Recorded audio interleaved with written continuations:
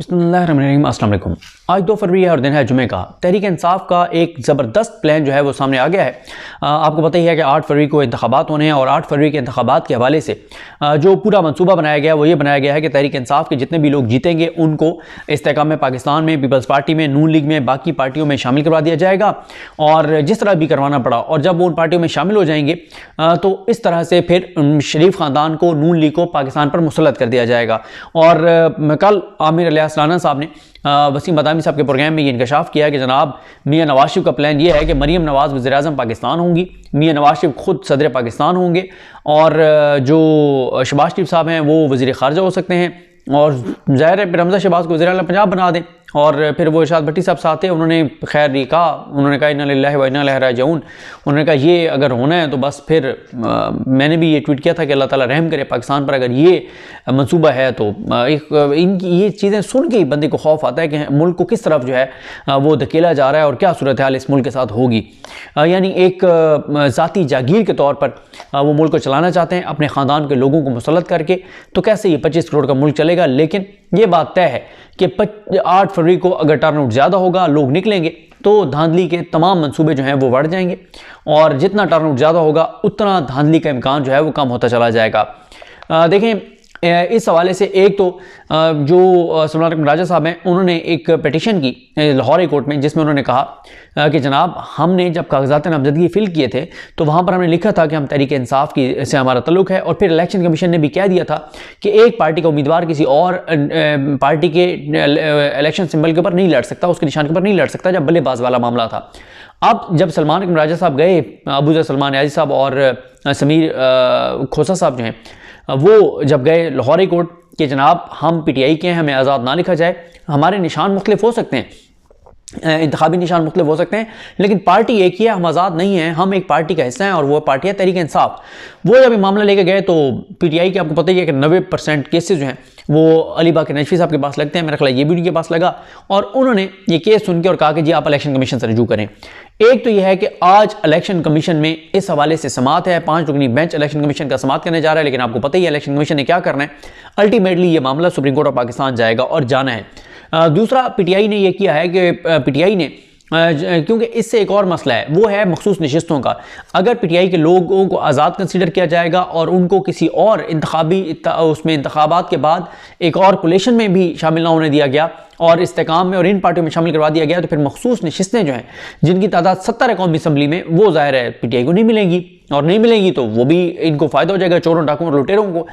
तो इसलिए पीटीआई जो है वो 3 तरह की चीज़ें करने जा रही है। एक, इलेक्शन कमीशन में आज समात है, इलेक्शन कमीशन ने पूरे पाकिस्तान को पता उन्होंने क्या फ़ैसला देना है और जब इलेक्शन कमीशन ये फैसला देगा कि नहीं आपके पास क्योंकि बल्ला नहीं है तो आप पार्टी के तौर पे एग्जिस्ट नहीं करते, तो आप जो है वो तहरीक इंसाफ के नहीं हैं, आप आज़ाद हैं, उसके बाद ये मामला जाएगा सुप्रीम कोर्ट में। अब जब ये मामला सुप्रीम कोर्ट में जाएगा तो जस्टिस काजी फाइज ईसा साहब ने बल्ले के निशान के मामले में जब समाअत कर रहे थे तो अगर आप याद करें तो उन्होंने बार बार कहा था कि आपको इलेक्शन लड़ने से कौन रोक रहा है, आपको इलेक्शन लड़ने से कोई नहीं रोक रहा, यानी बतौर पार्टी आप इलेक्शन लड़ रहे हैं, आपको इलेक्शन लड़ने से तो कोई नहीं रोक रहा। तो अगर सुप्रीम कोर्ट 2 ऐसे फैसले हैं, जो 2 फैसले जो हैं वो बिल्कुल सारी सूरत हाल की काया पलट सकते हैं। एक ये फैसला कि जनाब पीटीआई जो है वो अभी भी बतौर जमात है, वो कलअदम नहीं हुई और ये लोग जिनके कागजात नामजदगी पे तहरीक इंसाफ लिखा हुआ है ये तहरीक इंसाफ के ही उम्मीदवार हैं और अगर ये जीतेंगे तो तहरीक इंसाफ के ही मेंबर्स होंगे। अगर ये हो जाता है तो फिर इनके ऊपर डिफेक्शन क्लॉज जो है वो लगेगी, फिर ये किसी और पार्टी में शामिल नहीं हो सकते, फिर वज़ीर-ए-आज़म के लिए इन्होंने वोट वहीं देना है जहां पीटीआई कहेगी, फिर ये ज़ाहिर है वज़ीर-ए-आज़म के इंतखाब में और अदम एतमाद के मामलात में आईनी तरमीम इन सारों पर पाबंद हैं पार्टी पॉलिसी के मुताबिक वोट देने के। अब एक तो ये हो जाएगा, फिर दूसरा ये है कि तहरीक इंसाफ को मखसूस नशिस्तें भी मिल जाएंगी और साथ ही पीटीआई ने जो एक और काम किया है, उनका पूरा मंसूबा सामने आ गया है। उन्होंने जो है वो अनाउंस कर दिया है कि 5 फरवरी को तहरीक इंसाफ जो है वो इंटर पार्टी इलेक्शन करवाने जा रही है।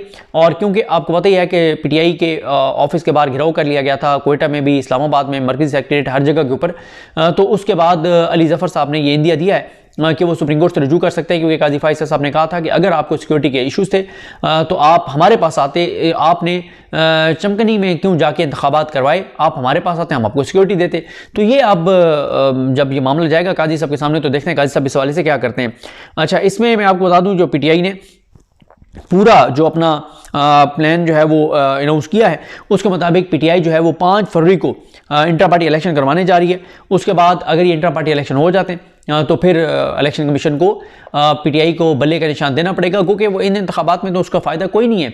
लेकिन बल्ला जब मिल जाएगा फिर एज ए पार्टी, तो वो अगर इलेक्शन कमीशन ये तशरीह मान ली जाए कि आप एक पार्टी नहीं है, क्योंकि आपके पास कोई जो आपका निशान है वो वापस ले लिया गया था इंट्रा पार्टी इलेक्शन ना कराने की वजह से, जब इंट्रा पार्टी इलेक्शन भी हो जाएंगे फिर तो और ज़्यादा इम्कानात बढ़ जाएंगे कि सुप्रीम कोर्ट जो है वो ये कहेगी कि पीटीआई के लोग ये मुख्तलिफ निशानों पे ज़रूर लड़े हैं, लेकिन ये पीटीआई के ही मेंबर थे, और क्योंकि पीटीआई की वेबसाइट पे इनके नाम मौजूद हैं कि ये हमारे टिकट होल्डर हैं, वो के फिर निशान ज़ाहिर है उनको मुख्तलिफ दे दिए गए। इस हवाले से जो तफसीलात हैं वो ये हैं कि उन्होंने तमाम रजिस्टर्ड मेंबरान को कहा है कि अपनी मर्जी के पैनल या जो उनका जो भी चेयरमैन जिसको वो वोट डालना चाहते हैं उसको वोट डाल सकते हैं, और पार्टी मेंबरान अपना वोट राब्ता application intra party election module के जरिए भी रिकॉर्ड करा सकते हैं। मसला यह है कि क्योंकि पीटीआई के लोगों को गिरफ्तार कर लिया जाता है, तो इसलिए ये आप पीटीआई जो है वो ऑनलाइन भी ये एक प्लान कर रही है ताकि इंट्रा पार्टी इंतखाबात ऑनलाइन करवा दिए जाएँ। जो फिजिकल आगे वोट डालना चाहता है डाले, जो ऑनलाइन डालना चाहता है वो भी डाल सके। और कहा गया कि 31 जनवरी 2024 तक रजिस्टर्ड तमाम मेंबरान को वोट डालने की इजाजत होगी। इंट्रा पार्टी इलेक्शन में हिस्सा लेने वाले तमाम पैनल्स की तफसील तहरीक इंसाफ की ऑफिशियल वेबसाइट और राब्ता एप्लीकेशन पर दस्तयाब होंगी। इलेक्शन के तफसीली तरीक़ाकार की वजाहत इलेक्शन रूल्स 2020 में मौजूद हैं, जो वेबसाइट और राब्ता ऐप पर दस्तयाब है। पोलिंग का वक्त 5 फरवरी बरोज़ पीर सुबह 10 बजे से शाम 4 बजे तक होगा। इलेक्शन के मकामात और एपलेट ट्रिब्यूनल्स की तारीख का ऐलान 1 फरवरी 2024 को किया जाएगा। कागजात नामजदगी 1 से 2 फरवरी 2024 तक तहरीक इंसाफ के मरकज़ी सेक्रेटेरिएट या वेबसाइट से हासिल किए जा सकेंगे। कागजात नामजदगी जमा करवाने की आखिरी तारीख 2 फरवरी 2024 की रात 10 बजे तक होगी। उम्मीदवार अपने कागजात नामजदगी मरकज़ी और सूबाई सेक्रेटेरिएट्स और डिजिटली बजरिया ईमेल भी जमा करवा सकेंगे। आज यानी 2 फरवरी रात 10 बजे तक आखिरी वक्त है। इंटर पार्टी इलेक्शन के उम्मीदवारों के कागजात नामजदगी की स्क्रूटनी का अमल 3 फरवरी 2024 को होगा। कागजात नामजदगी मुस्तरद होने की सूरत में एतराज़ात जमा करवाने का वक्त 3 फरवरी 2024 रात 10 बजे तक होगा। इंटर पार्टी इलेक्शन में हिस्सा लेने वाले तमाम फाइनल पैनल्स की फहरिस्तें 4 फरवरी की शाम 4 बजे वेबसाइट पर शाया की जाएगी।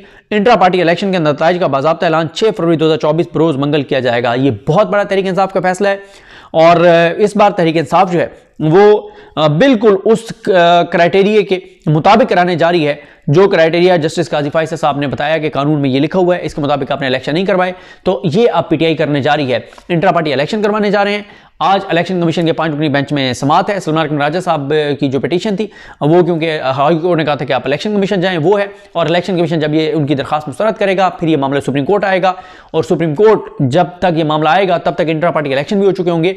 तो ये ज़बरदस्त पीटीआई का प्लान जो है वो सामने आया है, और इस सारी सूरत हाल में यह है कि अगर सुप्रीम कोर्ट ये कह देती है कि ये पीटीआई के ही उम्मीदवार हैं, ये किसी और पार्टी में नहीं जा सकते, तो ये बड़ी इंटरेस्टिंग डेवलपमेंट होगी और पूरी चीज़ों को ये बदल के रख देगी, पूरा मंजरनामा बदल जाएगा। और इससे होगा ये कि वो प्रोग्राम वो बकौल शरफ मरवा साहब के बढ़ गया, वो प्रोग्राम तो फिर बढ़ गया, वो प्रोग्राम तो बढ़ जाएगा, वो प्रोग्राम तो बिल्कुल बर्बाद हो जाएगा। मियां नवाज शरीफ को वज़ीर-ए-आज़म बनाने वाला, फिर चीज़ें बदल जाएंगी। तो ये एक नई 8 फरवरी के इंतखाबात से पहले एक बड़ी पेशरफ्त होगी, और ये 8 फरवरी के असल में 8 फरवरी के पूरे मंसूबे को नाकाम कर देगी ये 5 और 6 फरवरी। ये ज़बरदस्त एक पीटीआई का मंसूबा है। बिल्कुल इंट्रा पार्टी इलेक्शन शफाफ करवाएं, जिसने लड़ना है वो लड़े, और फिर कोई बहाना नहीं रह जाएगा। जब बल्ला मिल जाएगा तो बतौर पार्टी फिर अगर इलेक्शन कमीशन को तशरीह को मान भी लें तब तो ये पार्टी होंगे, इनके पास सिंबल होगा।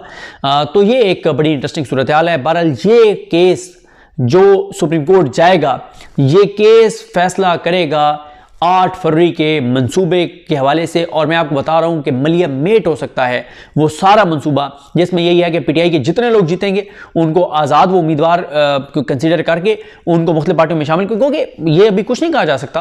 पीटीआई का एक प्लान ये भी है कि पोलिंग डे पे 8 फरवरी को, क्योंकि दो उनके खैर मंसूबे हैं, चलें वो अभी उस बात नहीं करते, उस पर अलग से बात करेंगे कि उनको बचाने के लिए पीटीआई क्या करेगी जो उस दिन उनके उम्मीदवार होंगे, कि अगर वो जीत जाते हैं उम्मीदवार, जो एमएनए बन जाते हैं, एमपीए बन जाते हैं, तो उनके हवाले से पीटीआई की हिकमत अमली क्या है उस पर हम बात करेंगे। लेकिन ये आपको मैंने बता दिया है कि ये इनका प्लान है और बड़ा इंटरेस्टिंग है, बड़ा उन्होंने सरप्राइज़ दिया है। कोई एक्सपेक्ट नहीं कर रहा था कि इतने जल्दी विंटर पार्टी इंतखाबात करवा देंगे।